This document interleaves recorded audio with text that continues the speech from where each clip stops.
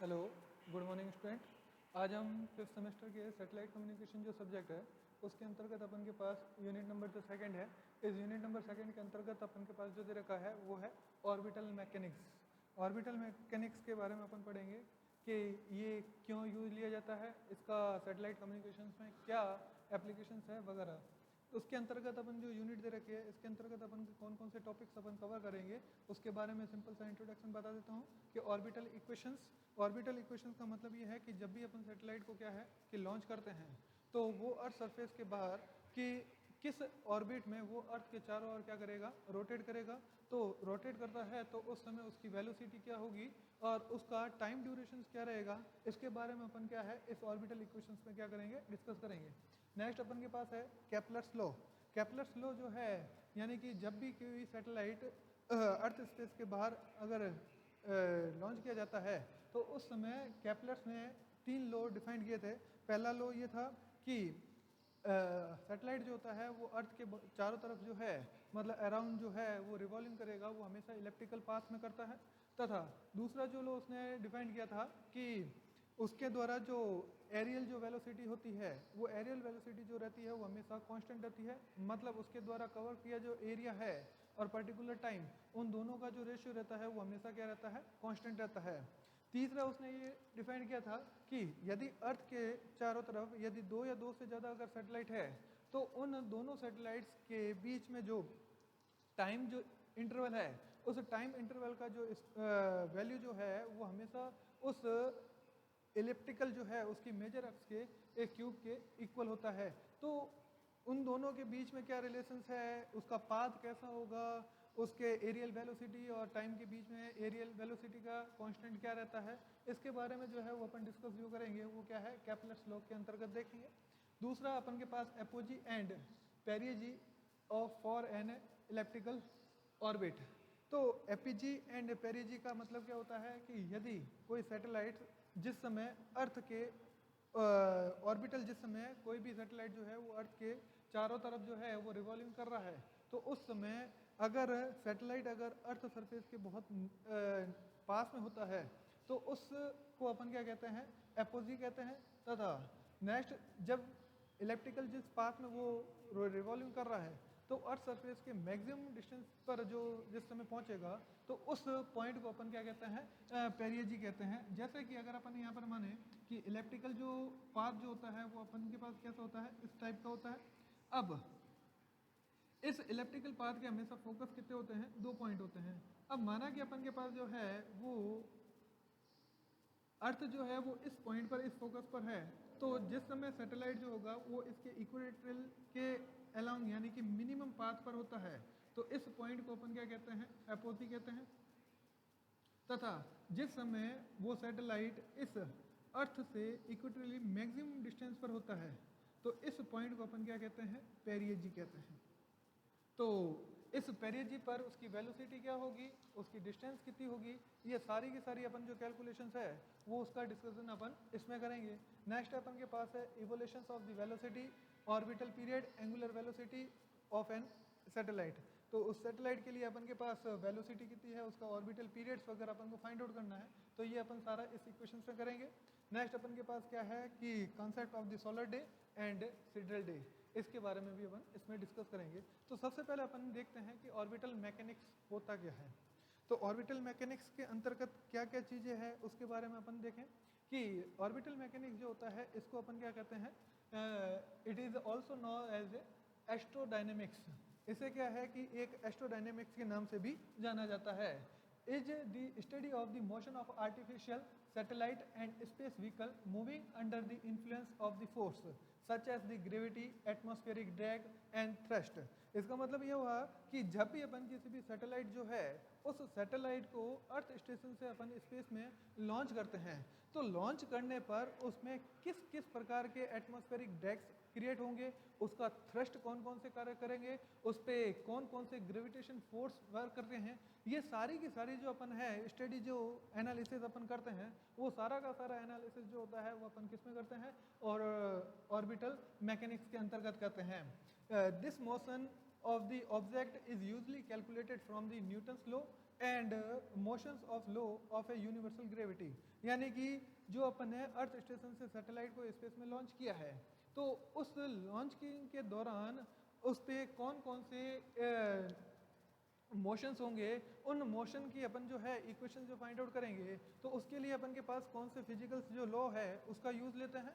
तो उनकी मोशंस है, उस पर कौन कौन से फोर्स है, उसकी वेलोसिटी क्या है, उसका टाइम पीरियड वगैरह क्या है, इसको अगर अपन को सैटेलाइट्स के फाइंड आउट करना है, उसको किस ऑर्बिटल में अपन शिफ्ट करना चाहते हैं, तो उसके लिए अर्थ स्टेशन से उसे कितना थ्रस्ट देना पड़ेगा, ये सारी की सारी जो है कैलकुलेशन जो है वो अपन नॉर्मल न्यूटन्स लॉ और यूनिवर्सल जो ग्रेविटी लॉ है उसकी हेल्प से अपन उसकी वैल्यू को क्या करते हैं, कैलकुलेट कर सकते हैं। So we can easily understand the space operation with the knowledge of orbital motion. तो इस प्रकार अपन जो सैटेलाइट को अपन अर्थ स्पेस में लॉन्च करते हैं, तो उसकी जो भी ऑपरेशंस जो होंगे उसको अपन इजीली क्या है ऑर्बिटल मैकेनिक्स के द्वारा क्या है फाइंड आउट कर सकते हैं। तो ये मोस्टली क्या है ऑर्बिटल जो मैकेनिक्स है इससे रिलेटेड अपन के पास इंट्रोडक्शंस है। अब अपन फाइंड आउट करते हैं कि ऑर्बिटल इक्वेशंस क्या है।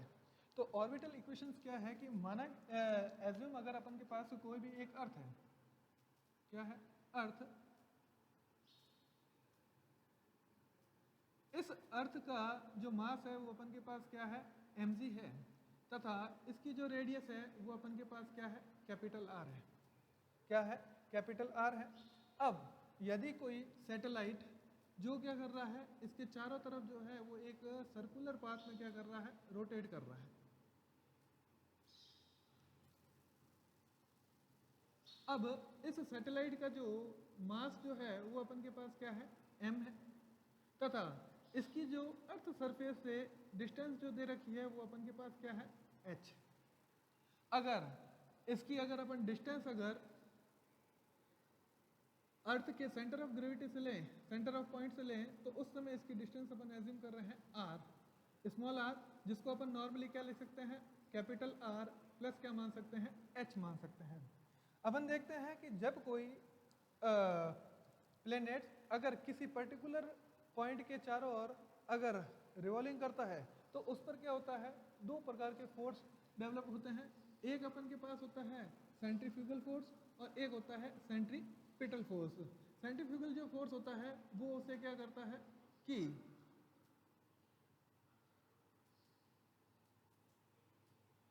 सेंट्रीफ्यूगल जो फोर्स होगा वो उस सैटेलाइट को क्या करेगा, जिस अर्थ सरफेस के चारों ओर रिवॉल्विंग कर रहा है, तो वो उसे क्या करेगा, दूर बाहर की तरफ क्या कर रहा है, सपोर्ट करेगा, उसे बाहर की तरफ क्या करेगा, मूव करने का कार्य करेगा। दूसरा, अगर सेंट्रीपिटल फोर्स होता है जो क्या करेगा, अर्थ की ग्रेविटी के कारण क्या करेगा, उस सैटेलाइट को क्या करेगा, अर्थ की तरफ क्या करेगा, खींचने का यानी अट्रैक्ट करने का कार्य करेगा। तो इस कारण अपन के पास क्या होता है, दो प्रकार के फोर्स वर्क करते हैं। इस फोर्स की जो वैल्यू है, जिससे अपन क्या कहते हैं इनर साइड में जो फोर्स वर्क करेगा, और दूसरा अपन के पास जो फोर्स होता है वो आउटर साइड में फोर्स करता है। यदि इस प्लेनेट जो है, इस प्लेनेट की अगर अपन के पास वेलोसिटी अगर या स्पीड देखें तो वो अपन के पास क्या है v0 है। तो जिस समय ये दोनों फोर्स क्या है अगर इक्वल हो जाते हैं, क्या होंगे, इफ यदि ये दोनों फोर्स अगर इक्वल है तो उस समय ये सैटेलाइट जो होगा वो एक कांस्टेंट वेलोसिटी के साथ क्या होगा, उस अर्थ के चारों ओर क्या करेगा, रिवॉल्विंग करता रहता है। तो इस प्रकार अगर अपन देखें कि जिस समय ये दोनों फोर्स अगर इक्वल हो जाते हैं, मतलब F in is equal to क्या होगा F out। तो F in मतलब क्या होगा, उस सैटेलाइट पर अर्थ के ग्रेविटेशन के कारण जो फोर्स लगता है उसकी जो वैल्यू होती है वो डिपेंड किस पे करता है, मतलब F in is equal to जो होता है वो अपन के पास क्या होता है ग्रेविटेशनल कांस्टेंट, डिपेंड करता है कि अर्थ का जो मास है उस पर, और दूसरा अपन के पास जो सैटेलाइट है उसका मास अपन के पास mv है, डिवाइडेड बाय अपन के पास क्या होगा r स्क्वायर। आर स्क्वायर का मतलब क्या हुआ, उस अर्थ के सेंटर पॉइंट से उस सैटेलाइट की टोटल अपन के पास जो डिस्टेंस दे रखी है उस पर डिपेंड करता है। और F out is equal to जो है, इस इक्वेशंस को मैं 1 दे रहा हूँ, इस इक्वेशंस को 2, और ये जो इक्वेशंस है जिसके अंतर्गत अपन के पास सेंट्रीफ्यूगल जो फोर्स होता है वो फोर्स की जो वैल्यू होगी वो अपन के पास किस पे डिपेंड करेगा कि अर्थ जो सैटेलाइट है उसका मास कितना है तथा उसकी वेलोसिटी का स्क्वायर डिवाइडेड बाय अपन के पास क्या है उस सेंटर पॉइंट से उसकी डिस्टेंस जो है वो। जिस समय अपन के पास ये दोनों फोर्स अगर इक्वल हो जाते हैं तो उस समय अपन के पास क्या होगा, जी एम डिवाइडेड बाय क्या होगा, आर का स्क्वायर इज इक्वल टू अपन के पास क्या होगा, M V square divided by क्या होगा, आर। अब m इज इक्वल टू, ये m दोनों इक्वल है और r is equal to r, तो टोटल वेलोसिटी जो होगी वो अपन के पास क्या होगी, v m v divided by जो होगा वो अपन के पास क्या होगा, r। तो उस सैटेलाइट की जो वेलोसिटी होगी वो अपन के पास क्या होगी, v nought is equal to क्या होगा, v mg डिवाइडेड बाय क्या होगा, r। अब इस इक्वेशन से अपन देखते हैं कि किसी जो सैटेलाइट है, जिस सैटेलाइट को अपन जिस ऑर्बिट में अपन उसको स्टेबलाइज करेंगे तो उस ऑर्बिट में उसकी जो वेलोसिटी होती है वो उस सैटेलाइट के मास या उसके वेट पर डिपेंड नहीं करती है। अब चाहे वो सैटेलाइट चाहे छोटा हो, चाहे वो सैटेलाइट भारी हो या वेट में अगर ज़्यादा हो, तो उस पर उसका वेलोसिटी का कोई इफेक्ट नहीं पड़ेगा। मतलब चाहे छोटा वाला जो सैटेलाइट होगा वो उसी ऑर्बिट में उसी वेलोसिटी से रोटेट करेगा, चाहे जो अपन के पास सैटेलाइट अगर उसका वेट ज़्यादा है तो वो भी उसी वेट से ही उस ऑर्बिट में क्या करेगा, वर्क करता है। तो यहाँ पर अपन देखा कि वेलोसिटी जो है वो ऑर्बिटल की जो वेलोसिटी है या जिस ऑर्बिट में वो सैटेलाइट मोशन कर रहा है तो उस मोशन में उसका वेट कोई इफेक्ट नहीं डालता।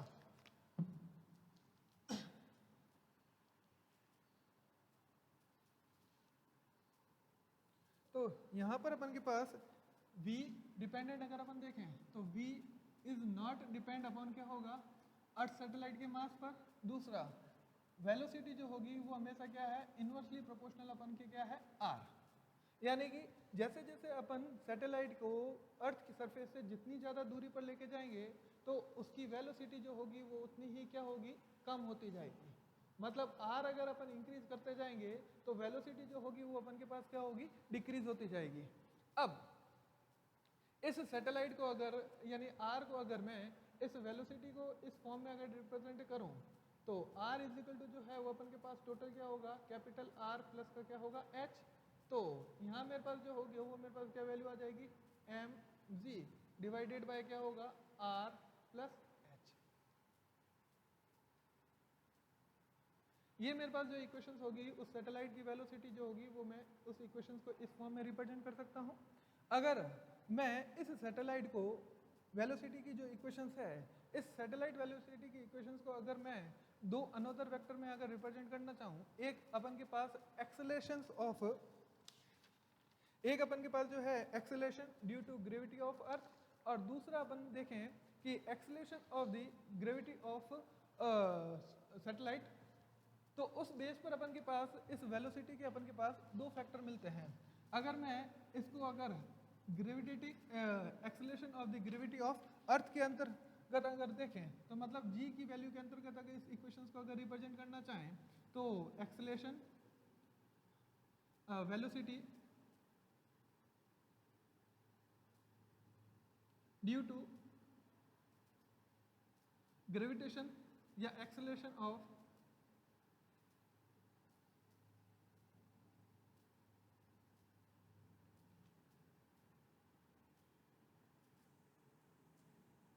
अर्थ। तो मतलब यानी g के रेस्पेक्ट में अगर इसको रिप्रेजेंट करना चाहें तो z को जो होता है उसके अंतर्गत जो इसका वैल्यू होती है वो अपन के पास क्या होती है, जी एम अपॉन जो होता है वो अपन के पास क्या होता है, r का स्क्वायर। तो अगर मैं इस इक्वेशंस के बेस पर अगर इसकी वेलोसिटी को वैल्यू को फाइंड आउट करना चाहूँ तो उस समय इसकी वैल्यू क्या होगी। दूसरा अगर मैं नेक्स्ट जो है वेलोसिटी इन टर्म ऑफ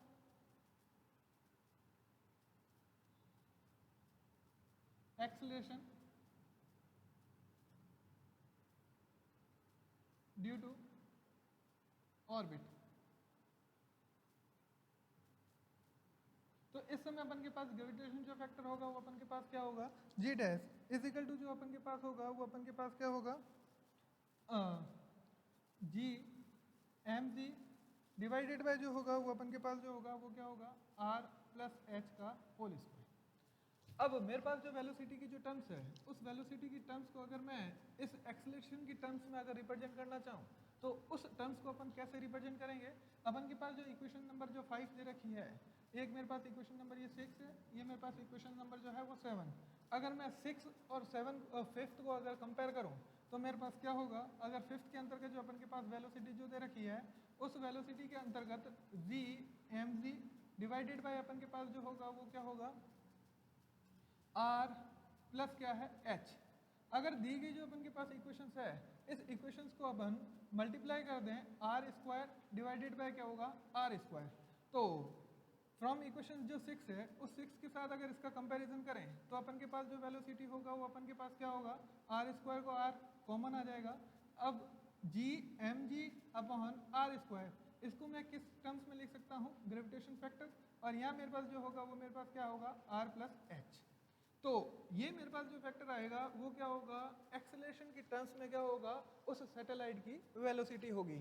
अब अगर मैं एक्सेलरेशन जो है वो अगर सैटेलाइट ऑर्बिट की टर्म्स में अगर लूँ तो उस समय उसकी जो वेलोसिटी अगर डिफाइन करना चाहें तो उस समय अपन के पास वेलोसिटी के लिए अपन इक्वेशन नंबर जो 5 है, फ्रॉम इक्वेशन 5 एंड इक्वेशन अपन के पास जो 7 है, अगर इन दोनों को अगर मैं कंपेयर करूं तो उस समय मेरे पास जो वैल्यू होगी वो मेरे पास क्या होगी? V out is equal to अपन के पास जो होगा G M G divided by क्या होगा?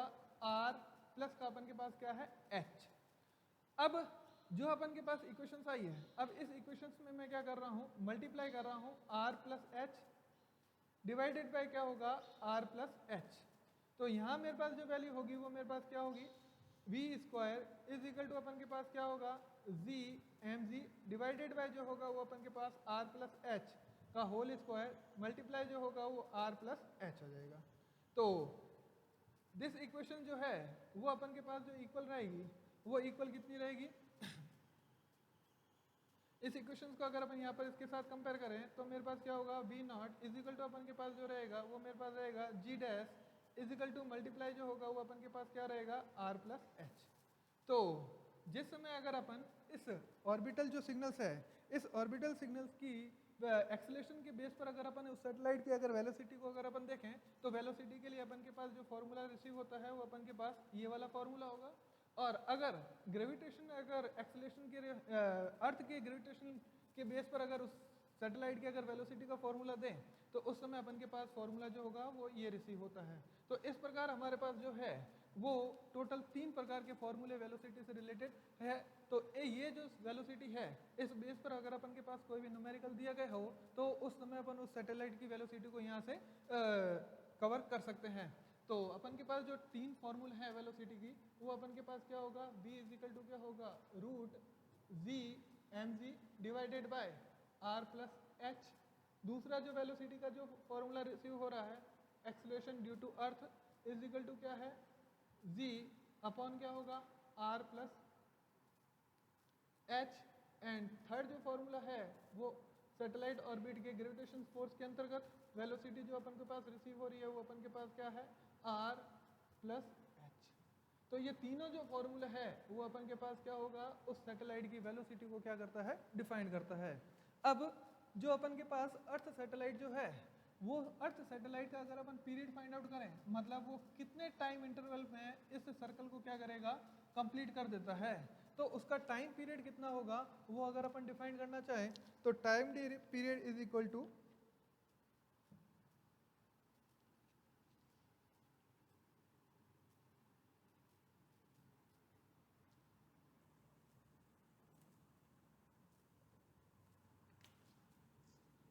time period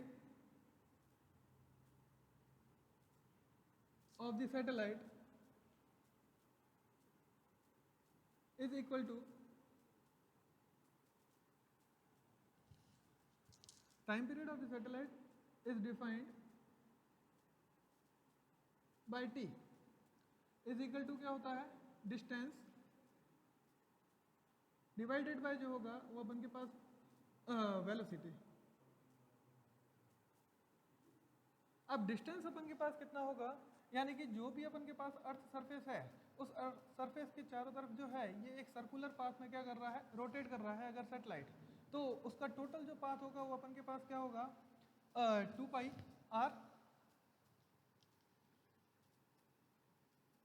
और इस सैटेलाइट की जो वेलोसिटी है वो सैटेलाइट की जो वेलोसिटी है वो अपन के पास क्या दे रखी है v नॉट।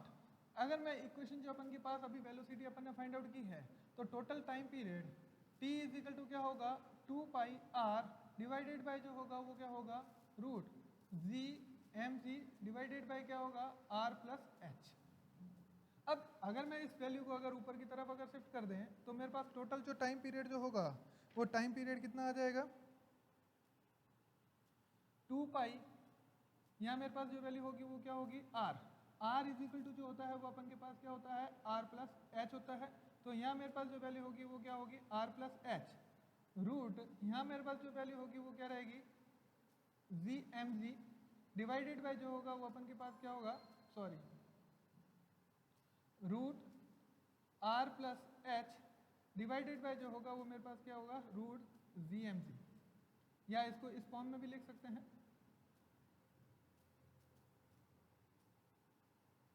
तो इस प्रकार अपन देखें तो उस पर्टिकुलर वैल्यू के लिए अपन के पास जो सिस्टम है उस सिस्टम के लिए अपन के पास जो वेलोसिटी के टाइम पीरियड जो है वो टाइम पीरियड का अपन के पास जो फॉर्मूला जो रिसीव हो रहा है वो अपन के पास क्या होगा ये वाला।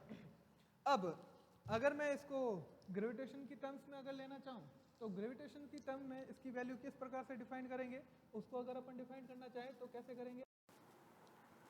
अब यहाँ पर अपन के पास जो t वैल्यू जो दे रखी है उस t वैल्यू के लिए अपन ने जो इक्वेशंस फाइंड आउट की है वो अपन के पास 2 pi R plus H root R plus H अपन क्या है जी एम जी। अब अगर मैं इस इक्वेशंस को इसके अंतर्गत लूँ तो मेरे पास क्या होगा t इज इक्वल टू क्या है 2 पाई,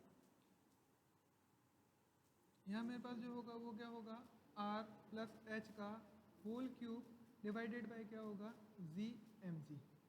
अब यहाँ पर अगर अपन इस टर्म के अंतर्गत ये मेरे पास जो होगी वो किसकी इक्वेशंस होगी टाइम पीरियड, मतलब इस टाइम पीरियड पर वो क्या करेगा अपना एक पूरा का पूरा कंप्लीट पीरियड कंप्लीट करेगा, यानी कि अर्थ के चारों ओर एक रिवॉल्विंग चक्कर पूरा करता है। तो इस बेस पर अगर अपन के पास जो ये इक्वेशन आई है ये अपन के पास इक्वेशन जो रहेगी वो टाइम पीरियड के लिए रहेगी। यानी कि अब अगर मैं इस इक्वेशंस को अगर अर्थ के ग्रेविटेशन फोर्स के अंतर्गत देखें तो अर्थ के ग्रेविटेशन फोर्स के अंतर्गत अगर अपन देखें तो उस समय अपन के पास जो वैल्यू है जिसके अंतर्गत अपन ने देखा था कि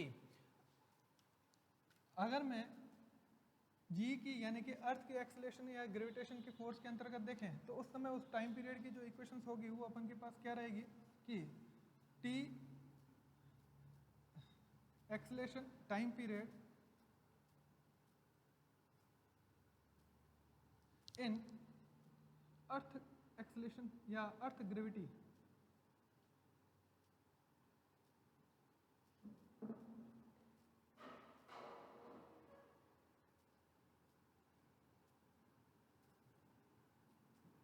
उस समय अपन के पास जो वैल्यू है अगर अर्थ ग्रेविटी के अंतर्गत अगर इसकी इक्वेशंस देखेंगे तो अर्थ ग्रेविटी के जो फॉर्मूला जो रहता है वो अपन के पास क्या रहता है small G is equal to क्या होता है G M G divided by क्या होता है आर का स्क्वायर। तो अब पर्टिकुलर जो अपन के पास जो वैल्यू दे रखी है उस वैल्यू में अगर अपन t इज इक्वल टू जो 2 पाई जो इक्वेशंस अपन के पास दे रखी है आर प्लस एच का होल क्यूब डिवाइडेड बाय अपन के पास जो दे रखा है g इंटू एम जी, अगर इस पर्टिकुलर इक्वेशंस को अपन R square divided by R square के साथ करें तो इस समय अपन के पास जो वैल्यू रहेगी वो वैल्यू इस इक्वेशंस को अपन जो रिप्रेजेंट कर सकते हैं वो किससे कर सकते हैं g से। तो t इज इक्वल टू जो होगा वो अपन के पास क्या आएगा 2 पाई, यहाँ मेरे पास जो रहेगा r प्लस एच का होल क्यूब डिवाइडेड बाय जो रहेगा वो अपन के पास क्या रहेगा g, यहाँ मेरे पास जो रहेगा वो आर स्क्वायर। ये वाला जो इक्वेशन है मतलब टाइम पीरियड का वैल्यू जो अपन के पास क्या है अर्थ के ग्रेविटेशन फोर्स या एक्सेलरेशन के कारण जो पीरियड होगा उसको डिफाइन करता है। अगर मैं ऑर्बिटल के अर्थ पीरियड के एक्सेलरेशन के कारण अगर देखें तो उस समय अपन के पास जो वैल्यू रहेगी वो क्या रहेगी जी डैश, यानी कि time period due to satellite या ऑर्बिट ग्रेविटी फोर्स।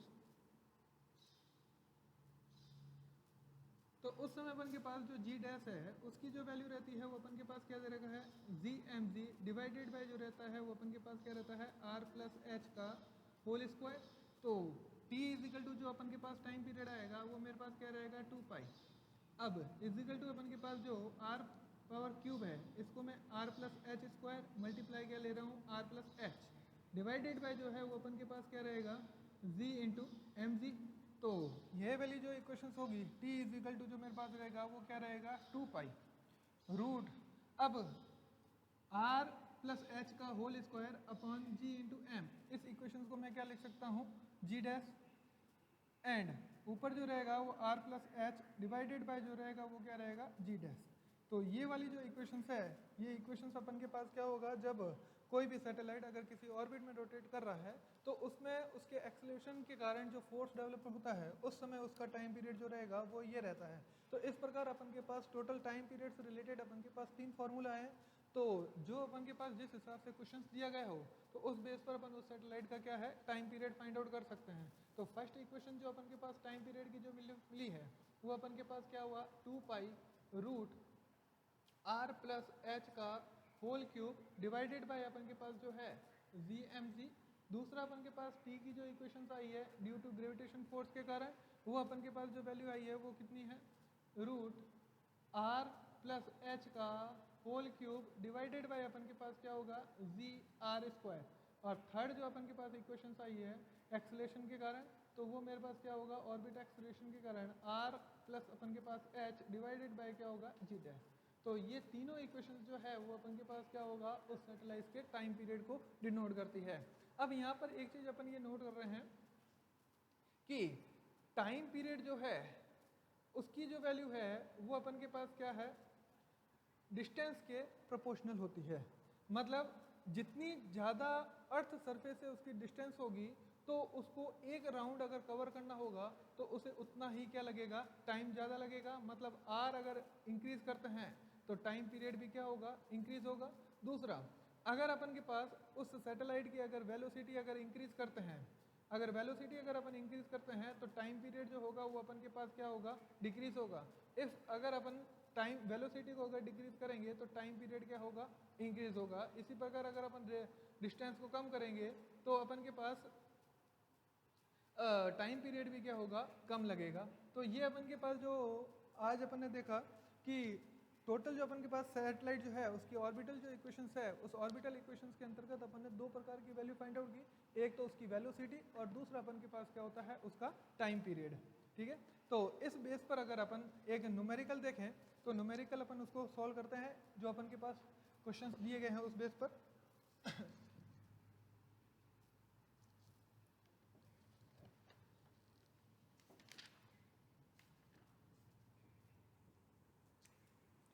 एक क्वेश्चन दिया गया है, ए सैटेलाइट इज रिवॉल्विंग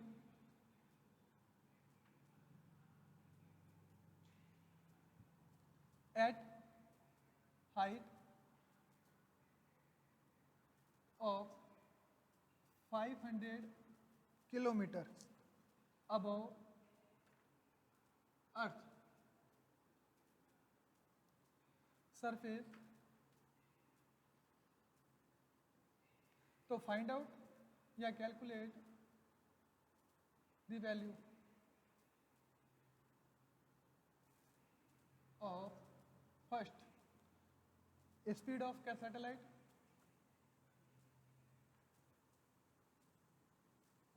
दूसरा अपन को जो फाइंड आउट करना है वो अपन के पास क्या है टाइम पीरियड। इफ गिवन जो वैल्यू है वो आपके पास दे रखी है अर्थ रेडियस वो दे रखा है 6400 किलोमीटर एंड मास जो दे रखा है वो अर्थ का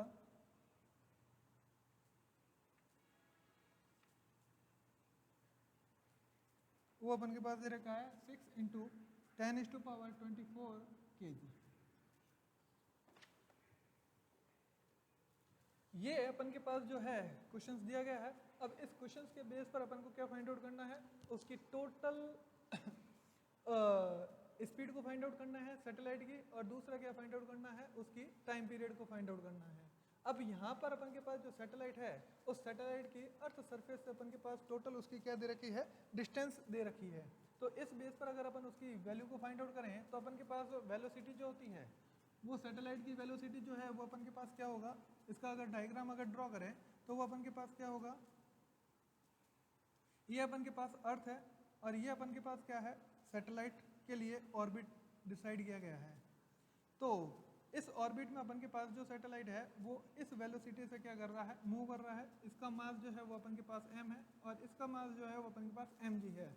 इस सैटेलाइट की जो अर्थ सरफेस से जो हाइट दे रखी है, वो हाइट जो अपन के पास है वो कितना दे रखा है, 500 किलोमीटर, तथा अर्थ सरफेस की जो रेडियस जो दे रखी है, ये अपन के पास कितनी दे रखी है, 6400 किलोमीटर दे रखी है। तो जब अपन के पास ये वैल्यू दे रखी है तो वेलोसिटी इज इक्वल टू अपन के पास क्या होता है, वेलोसिटी इज इक्वल टू क्या होता है, root gmg divided by r। अब r जो है उसकी जो टोटल वैल्यू होती है वो क्या है कि अर्थ के सेंटर पॉइंट से लेकर उस सैटेलाइट तक की टोटल हाइट, इस टोटल हाइट की जो वैल्यू होती है वो अपन के पास क्या होती है, r प्लस h के इक्वल। तो total velocity is equal to क्या होगा, g mg डिवाइडेड बाय क्या होगा, r प्लस h। अब यहाँ पर आपके पास सारी वैल्यू जो गिवन है उन वैल्यू को इसमें पुटअप करें तो अपन के पास v nought is equal to gravitation जो कांस्टेंट होता है उसकी जो वैल्यू होती है वो अपन के पास क्या है, 6.67 इंटू 10 पावर क्या होती, -11। और अर्थ सरफेस का जो मास दे रखा है वो अपन के पास क्या दे रखा है, 6 इंटू क्या दे रखा है, 10 power 24 divided by total earth surface जो अपन के पास दे रखी है वो 6400 प्लस उस सैटेलाइट की टोटल जो डिस्टेंस है वो अपन के पास से क्या दे रखी है, 500 दे रखी, 500 किलोमीटर दे रखी है। अगर मैं इस इक्वेशंस को टोटल सॉल्व करें तो अपन के पास वैल्यू जो है वो 6 into 6.67 into 10 power 13 divided by जो होगा 6900 किलोमीटर।